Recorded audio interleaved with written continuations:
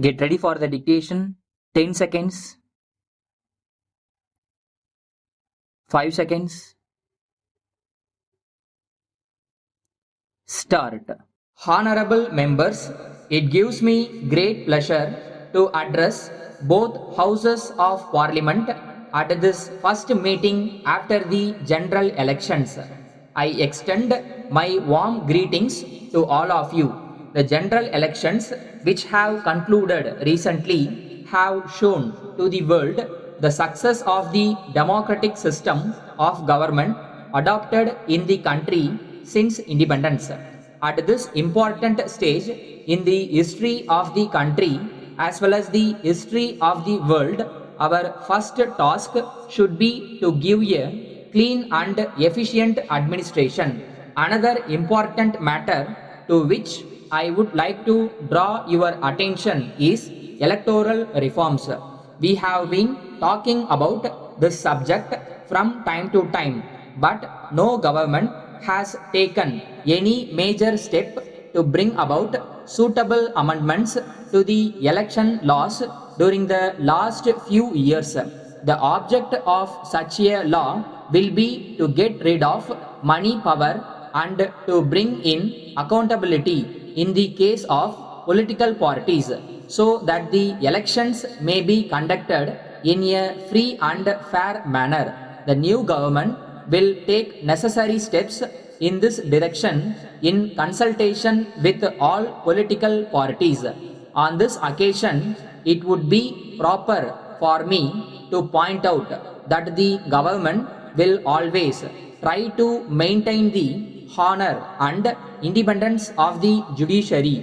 I would assure you on behalf of the government that all efforts will be made to reduce the pendency of cases in the courts throughout the country by filling up the vacancies and by proper use of modern technology.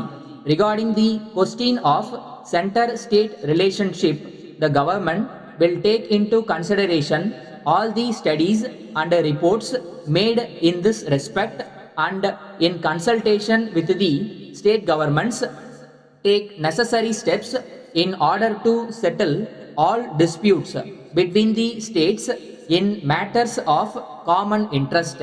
We are happy to note that the economic reforms of the past 5 years have achieved some amount of success. However, as you are aware, the speed with which we are moving is not much when compared with our requirements.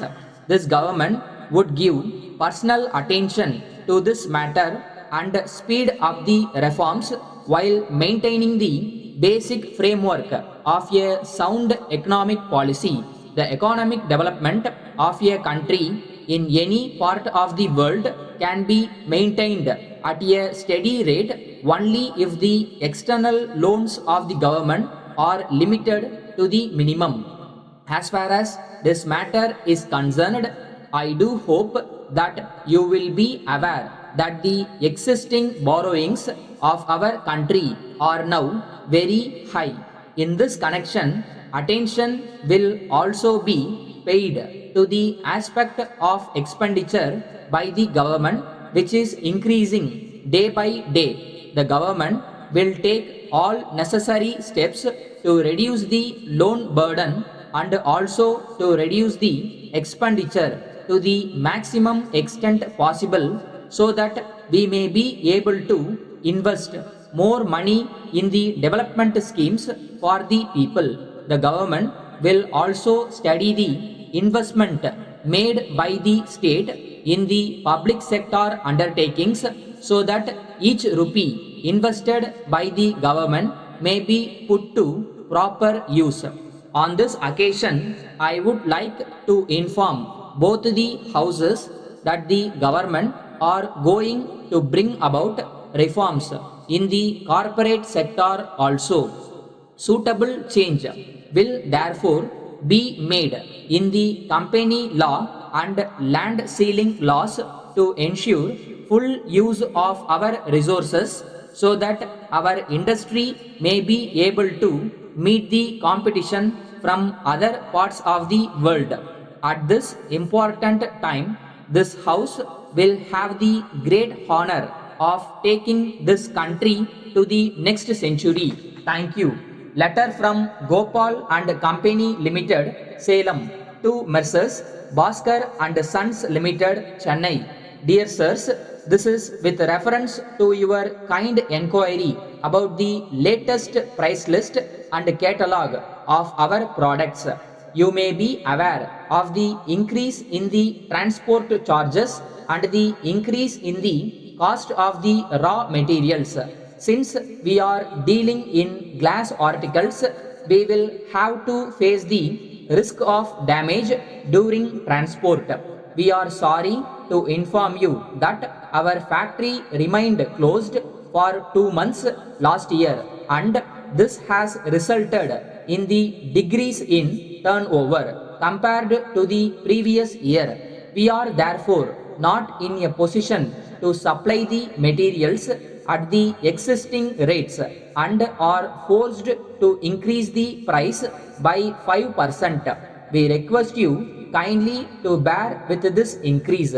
We also request you to take all steps necessary to market our products in this part of the country, and we are willing to pay the necessary charges that may be incurred by you in this regard.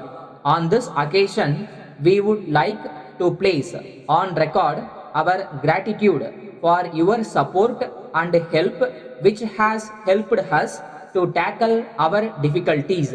We look forward to the pleasure of your continued support in the years to come. We enclose herewith our latest price list and catalog. We would be glad to send you any other information that you may require. Yours faithfully,